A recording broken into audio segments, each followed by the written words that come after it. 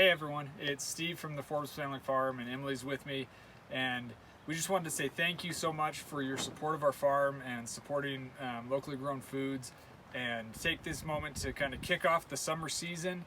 Many of you have been with us through the spring season already, and we really appreciate your willingness to sign on for a whole season, and then a few of you are just joining on, and we're excited to be adding you and being able to provide some food for your family. And what we wanted to do today is kind of, since we're starting the new season, and I recently said in an email how we have all of our garden beds filled right now with crop in them. We just wanted to do a couple minutes and do kind of a tour of all of the garden beds so that you can see what the garden beds look like and what the crops look like and what you can be anticipating, and kind of give you an idea of what this summer is going to look like.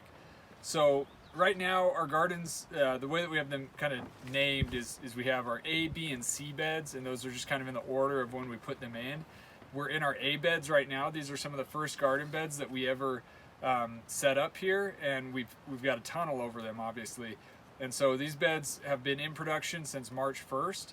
A few crops actually went in last fall and are about ready to be harvested here in the next few months. And I just want to walk through each one kind of one by one. We're going to go pretty fast, but just so that you can see all of what our beds down here have in them, as well as our field beds, and just give you an idea of what you can anticipate as this season progresses. So our A beds, we number them 1, 2, 3, just sequentially like that. And then our A bed number 1 right here, we've got basil going. This basil was started indoors and then transplanted, and it's really starting to grow and looking awesome. It smells great in here, and so you'll be getting basil in the next couple of weeks. We'll probably start doing some small cuttings off of these, and then you'll get a whole lot as the summer goes on. And then as we walk down, next to me here is leeks. We have multiple beds of leeks going. This is our first bed. We'll probably be harvesting these kind of late summer, mid to late summer. They're looking really nice, and we'll mulch these one more time just to blanch. We want to have, leeks are an interesting crop if you've never used them before. It's the white portion that's blanched that's really the best part of the leek that you use for cooking, and so that's the part that's underground. We'll mulch to extend that blanching up the plant a little bit. And then you see our chard, which is obviously the large leafy greens. This is the chard that you've been getting every week through the spring. You'll continue getting some of this chard through the summer. In a little bit, you'll see another bed where we have some chard that was just transplanted in, and eventually we'll transition out this bed. This could probably go all summer long and even into the fall, but we'll transition over to the newer crop just because it's a little more tender. So you'll have probably a big harvest at one point where you'll get even more chard than what you've been getting. And then we'll scale it back a little bit, and we'll continue to be mixing in greens, other types of greens throughout the season. You see our carrot bed right now. This is our carrots that you're getting right now. We have a couple different varieties in here, but it's mostly Royal Châtenay, which is kind of the little bit shorter and bigger stubby carrots. They've got a flavor that we really like, and they've grown really well, so that's what these are. And then behind me here, you see our onions. These are our storage onions, and so they are, Emily will zoom in a little bit, they have grown really nicely. We started these last fall, and they've really matured well. They're not quite ready to harvest yet. We're thinking in probably mid-July into August is when we'll be harvesting the storage onions, as well as the garlic, which is in the bed right next to them here. This garlic is starting to brown off. This is where you got the garlic scapes from, and now that we cut the scapes off, they're putting a lot of energy down into the bulbs, the roots of the plant. Then as the greens brown off, when they get to about 3/4 of the way browned off, that's when we'll harvest them. It'll be mid to late July, and you'll be getting several bulbs of garlic. But the nice thing about the garlic, as well as the onions, is we'll cure them after harvesting, so they should last you for quite a long time in your kitchen. And then our last bed in this tunnel has got beets in it. These beets were just transplanted in, so we still have a few weeks as they grow, and then we'll be getting mature beets out of these. And we have some grass. That bed's always been kind of a weed issue, for us, but beets, they grow pretty fast and they outcompete grass pretty well, so that's why we strategically really made it a point to get beets in there to help us with that. So we're gonna keep moving along to a few more of the beds, showing you what we have coming up, and we'll switch back and forth. Emily will describe a few to you as well. All right, here we are in our second set of A beds. You can see over here we have all of our peas that you've been receiving for the last few weeks. They have overgrown our trellis, so we are kind of making do with what we have, but it's great. It's been loaded with peas, producing really well, so we'll continue to pull peas off of that for the next couple weeks. Right here, kind of in this middle bed, you can see we've planted a bunch of loose leaf lettuce, and we've planted really densely so that we can do more of those lettuce blends and mixes. In the survey many of you filled out, that was some of the feedback we got, that people loved the lettuce mixes, so we're going to do more of those. And then if you follow me down this way, we get to one of my personal favorite crops, and that is our green beans, our bush beans. So we have planted 4 different varieties here. So 3 of the 4 are kind of your traditional green bean. My favorite personally is our French fillet, which is just a really great kind of little skinny green bean. And then we've planted a really fun one called Dragon's Tongue, and it's a purple and yellow mix. So it's really fun, especially for kids who want to try different fun colors. The flavor is still very much the same as a green bean, but it looks very cool. And then further on, we have more herbs. So again, each week in your boxes, we're going to try to do a mix of some greens, some roots, kind of more unique crops, and we'll try to do some herbs in every single box and just give you a greater variety. So over in this last bed here, we have both cilantro and dill. So we'll be able to mix those, especially as we have more of our cucumbers coming on. We'll try to make sure we give you some good dill with those cucumbers. Cilantro is great in so many different cuisines. So we'll have all of our cilantro and dill coming from here. And then on the other side of us here, we have kale. So this is just kind of our kale. You can see it's super small right now, but we'll start harvesting it as baby kale here in the next couple weeks. And kale is a crop that typically does better in cooler weather. And so in just a few weeks here, we're actually going to be putting a shade cloth over this hoop. We do get some shade from a tree that we have just a few yards away, but we'll add some shade cloth, so hopefully that will help prolong the life of the kale and some of the things that just need a little bit more shade to really be successful. So then here, as we go back up in the bed, you can see all of our green onions, our scallions. So this is the bed that we've been harvesting off of for a few weeks. We have a few more started down in our nursery for future beds, so you'll continue to get these really throughout this season. And as we've been harvesting, then we're really coming along trying to make the most use of our beds and planting right along behind it. So you can see we've pulled out most of our scallions. We have a couple little ones left that we'll let get a little bit bigger before we pull those. But we have already planted our next round of peas right here. So again, peas were really popular on the survey, so we'll try to get some going for you here, even in the heart of the summer. Hopefully that shade cloth will help us get a really good next round of peas. All right, and our next set of beds is our bee beds. And our bee beds we started, really last year was kind of our first major crop through them. And so this is their second year in production. And they're not undercover yet, but this is an area, as we've been talking about, really trying to push production and trying to do as much as we can this season and looking ahead to future seasons. These are beds that we may put tunnels over. That may be a project that we call on all of you and have a member work day maybe at the end of the summer or somewhere around then, and perhaps get some tunnels over these so that we can push the season into the fall and also have more space to get started early next year. But in the beds right now, what we have going, the first 5 beds are mostly brassicas.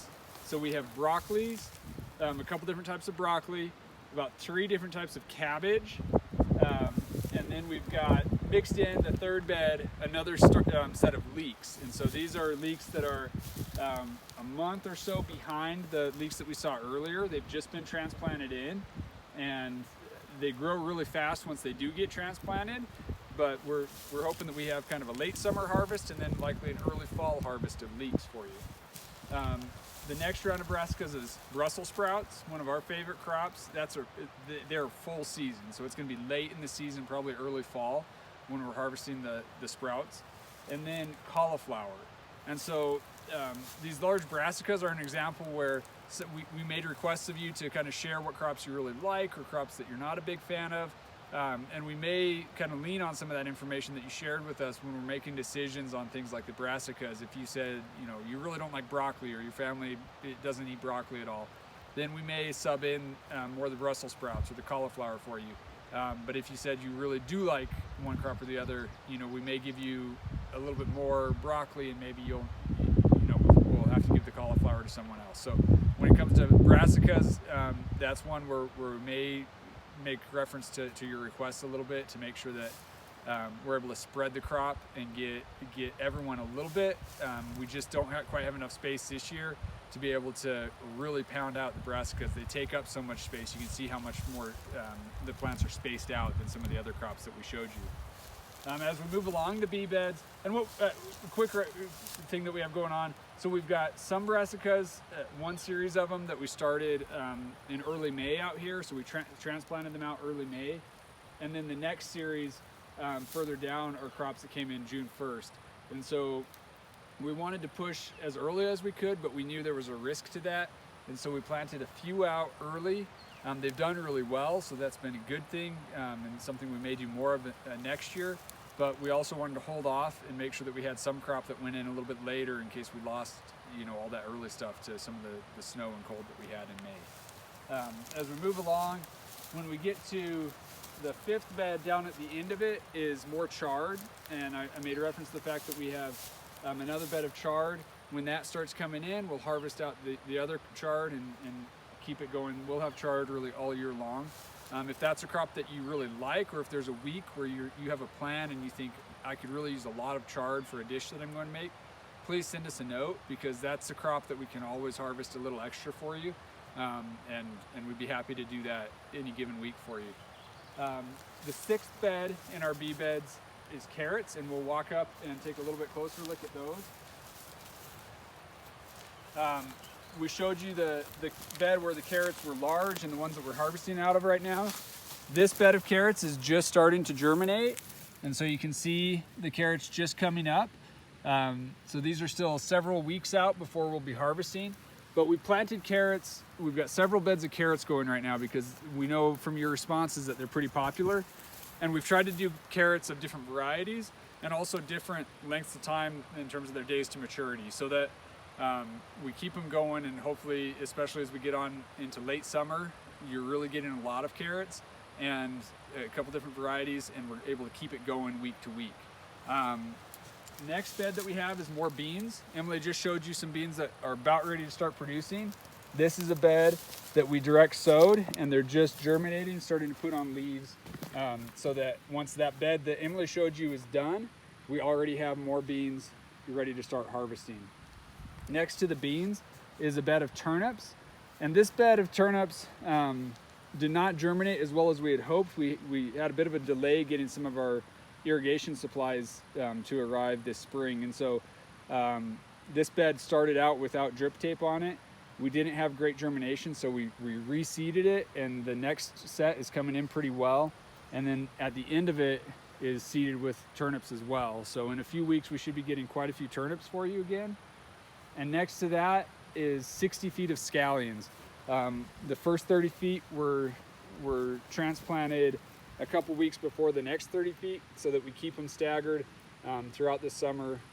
We should hopefully be able to supply you with scallions pretty consistently.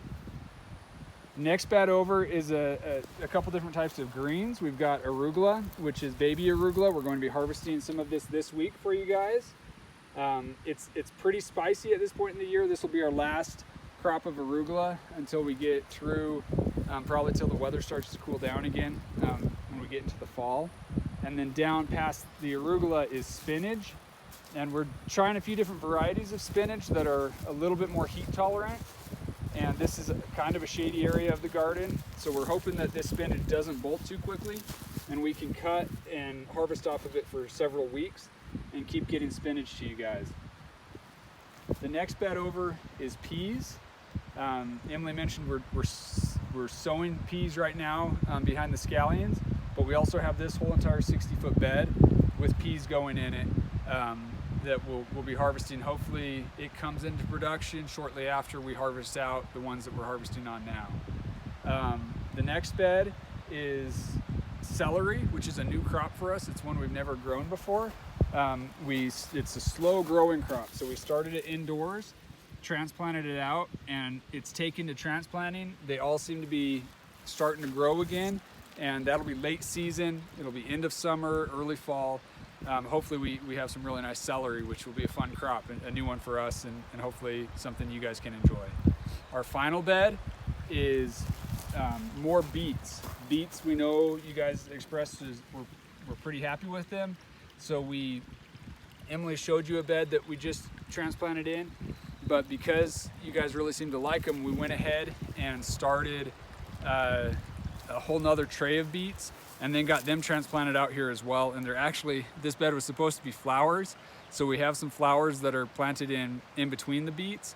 So we're hoping we get the beets, we can get them harvested out, and then continue to allow those flowers for cut flower bouquets and things like that to grow in this bed. So we're really trying to cram in and get as much as we can out of the production space.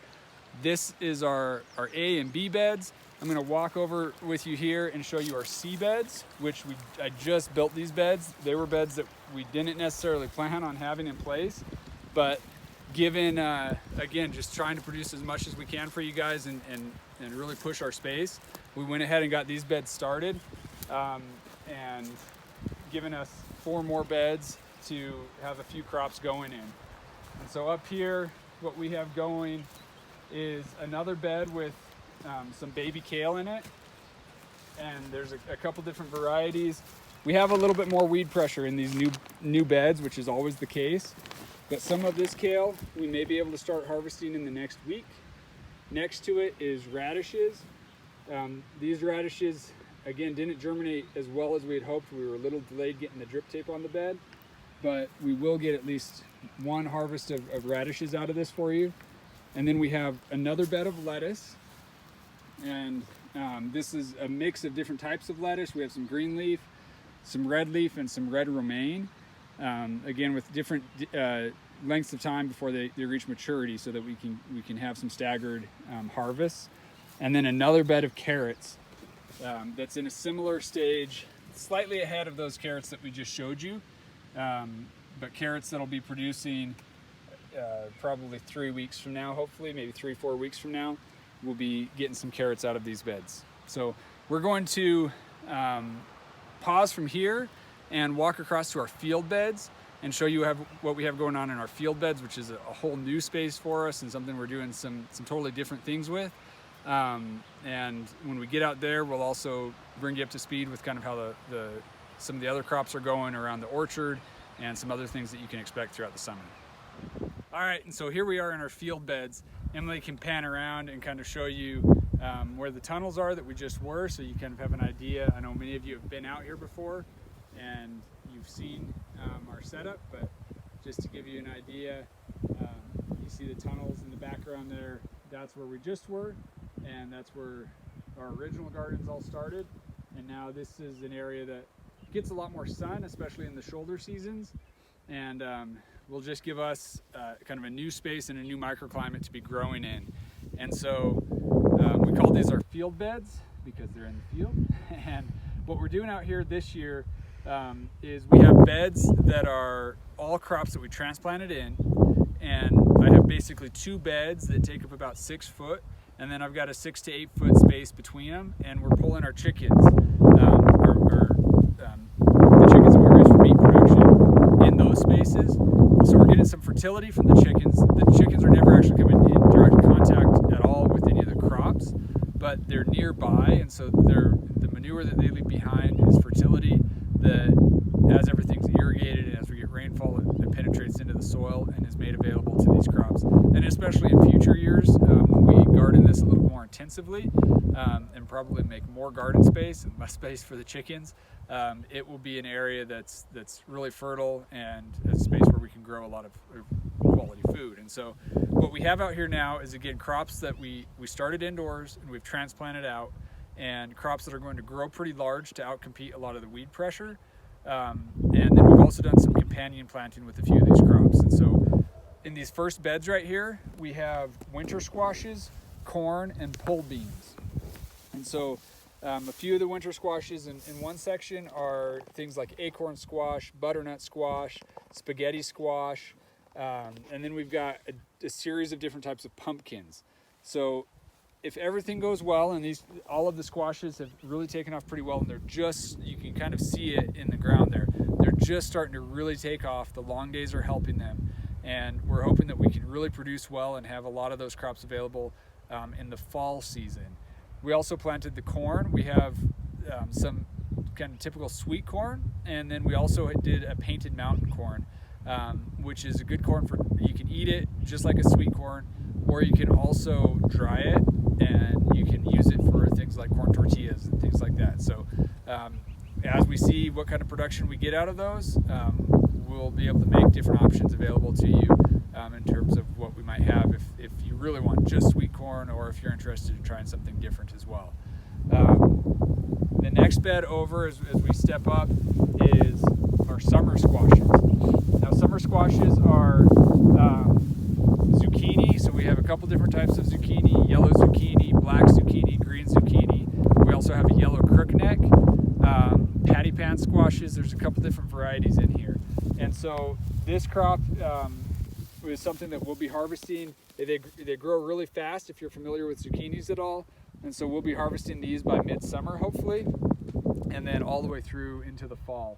Interesting thing about our zucchinis, just the other day, like last Wednesday night, so less than a week ago, the temperature dropped and we actually got a lot of frost damage on several of the zucchinis. That's what you see here. It surprised me quite a bit because the night before seemed like it was actually colder and everything did fine, but just the right circumstances with the humidity. I didn't expect it. The low was only forecast to be like 35, 36, but it dropped a little lower, and our zucchini in particular seemed to be affected by that. And so thankfully, most of them that were damaged still seem to be alive, and some of them are already putting on really nice new leaves. So I'm optimistic that they'll recover, but that's something that caught us off guard, and just one of those things in farming that we're learning that, things don't always go as planned, and sometimes we've just got to kind of roll with it. And thankfully, that's why we planted a variety of different crops out here, not just one type of zucchini, because there were a few varieties that didn't get affected at all, and then a few where they just seemed more susceptible to it. So we'll keep moving up. The next set of beds that we have is all melons. Melons are kind of tough in this region. We're hoping for the best. We've got them out here where it's sunny. We're amending them and really trying to get them going, and we need to have a really good start now in order to have any hope for significant production later in the summer. But we've got about 2 70-foot beds filled up with melons right now, and a few are growing, and you see some flowers just starting on some of them. A few others are still pretty small, but we're hopeful that these long warm days, that they'll start to take off and grow quickly as they're known to do. Our next set of beds is peppers and tomatoes. Our peppers, they really were pretty small coming out of the trays and transplanting in, but the good news is they seem to have transplanted well. They've taken to transplant, and they're starting to put on new leaves and growing. And peppers do, once they take off, they grow pretty quickly. So even though the peppers are really small right now, we're keeping the weeds off of them as best we can, and we're hopeful that these will take off. These ones that we're looking at right now are sweet peppers, and then a bed just further up here that we'll get to is a bed of hot peppers. Tomatoes, we've got a mix of different types of tomatoes in here, and you're going to see more tomatoes when we get into our tunnels up here, but this is 70 feet of tomatoes planted about 1.5 to 2 feet apart, and we're going to do trellis wire across here. And they're, again, like the peppers, they seem to have taken to transplanting. They've survived a few cold nights, and they're going to take off and really start growing here in the next week or two. We have another bed of tomatoes just above us here, and then that bed of hot peppers. And so we did the hot peppers and the sweet peppers on kind of opposite ends of the tomatoes, because we want to avoid as much as we can cross-pollination, especially from the hot to the sweet. If we get hot peppers cross-pollinating with sweet peppers, it can turn the sweet peppers hot. And so you get a bell pepper that you think is going to be really nice and sweet and something you can just cut up and dip in, and then it ends up being as hot as a jalapeno, which is something we're trying to avoid, so that you get nice sweet peppers and also the hot variety, but you know the flavor that you're going to get out of each one. And then our last set of beds up here are potatoes that we transplanted in. We had some unique varieties that we wanted to do. Unfortunately, our seed supplier wasn't able to follow through on that order. They had a crop failure on their end, so we have just some kind of standard potatoes. We'll see what we get out of them. Those will be a late summer, fall harvest, and we'll see kind of what production we get. The plants are looking pretty healthy, and they've again survived some cold nights, and so we're hopeful that underground they're producing as well as they appear to be above ground. So just a few steps up here, Emily will pan over and show you our tunnels, and these are our field tunnels. We'll step up to those and show you what we have going in those, which is a little bit more mature and a little more exciting stuff right now. So here we are in one of our other tunnels, and all the crops that we have in this particular tunnel are some of our warm season crops that we really wanted to get started a bit earlier. So we transplanted all of these crops out here May 1st. And obviously getting snow on June 8th, if we had had them out in the field, we would not have them survive. So we have two different varieties of eggplants back here in this last row. So we're excited to see how they're doing. They're looking great so far, starting to get some flowers. Those should probably start actually producing in August. Eggplants are definitely one of those crops that just take a long time to actually get started. Here in this next bed, we have several different types of cucumbers. So here in these first few, I guess first 20 feet or so, we have our sweet cucumbers. That's most of what we gave you this last week. And then we also have some pickling cucumbers. And Steve didn't mention, but down below next to our seabed is our potager garden, and we are starting a whole additional round of cucumbers out there because we know it's such a popular crop that we want to make sure we have a great production for everyone. So our next bed over are our tomatoes, and so these are primarily indeterminate varieties, which means that they're going to just keep growing up and up and up. So we really wanted to have a good stable way to trellis these so we could get the maximum fruit production possible. We did a little bit of experimenting this year with grafting some tomatoes, and so a lot of the varieties that we grafted are down here on the far end, so we're curious to see how they actually produce for us. The whole point of grafting the tomato is that you can take a really strong disease-resistant rootstock and then put the type of flowering tomato on it that you want to really help kind of prevent a disease, especially if you're growing them in a greenhouse. So we have a whole bunch of different varieties. We're excited to see those. You can see a lot of them are flowering, starting to set some fruit. But again, tomatoes here in this climate, it's probably going to be late July before we actually have any type of real production on our tomato plants. But once they come in, hopefully they come in strong. And then our last bed over here are all of our hot peppers. So you saw how tiny those ones were out in the field beds, but these ones obviously are already flowering, starting to set some fruit. We have about 5 or 6 different varieties of hot peppers, many of which are new to us, so we're excited to see how they do. You can just even see some of the plants produce so differently. They look like totally different types of peppers. So we're excited to get some production off of these as well. We are going to start interplanting some basil in with our peppers and our tomatoes. If you actually interplant basil with it, it does improve the flavor of the peppers and the tomatoes. So we have some of that in trays up in our next greenhouse, and we're getting ready to transplant those out here in the next day or two. All right, and here we are in our last field tunnel. We sometimes refer to this as our greenhouse. We have a few additional features to it that just make it a little easier to control climate, but it's still an unheated tunnel that it performs very similarly to our other tunnels that we've been in. This tunnel we use primarily as a transition space. So as we were getting crops out of our nursery, we were moving them outdoors into this space and letting them harden off. And so we had a bunch of tables and things set up in here and had trays on them. And so we just got all of that out of the way and we're able to put beds in. And so a few of the crops are a little bit further behind what you just saw, but they're still in a great environment where we know that they're going to do well and take off quite quickly once they get established. So a variety of tomatoes again is most of what we have in here. Our tomatoes this year, we actually had a bit of a crop failure with our seedlings. We we started several different types of seedlings, and we had about 3 or 4 trays that started off really well and they started growing, and then all of a sudden they just kind of stalled.